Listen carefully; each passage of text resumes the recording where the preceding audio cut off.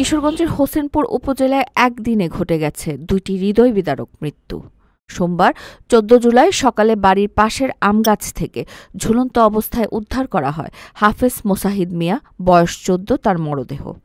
নিহত মোসাহিদ উত্তর গোবিন্দপুর গ্রামের বাসিন্দা এবং স্থানীয় একটি কওমি মাদ্রাসার ছাত্র।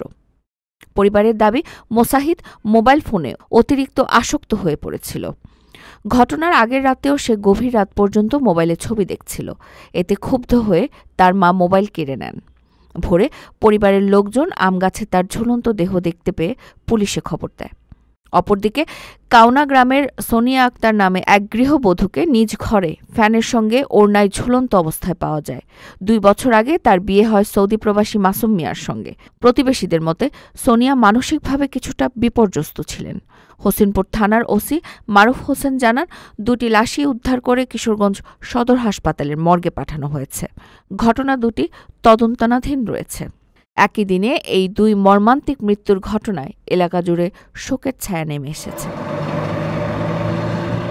আপনার স্বপ্নগুলো আকাশ ছুবে প্রবাসীর হেলিকপ্টারের মাধ্যমে। বিয়ে, জন্মদিন অথবা যে কোনো বিশেষ প্রয়োজনে হেলিকপ্টার ভাড়া করতে যোগাযোগ করুন স্ক্রিনে দেয়া নাম্বারে। প্রবাসীর হেলিকপ্টার, নিরাপদ ও সাশ্রয়ী বাহনের বিশ্বস্ত নাম।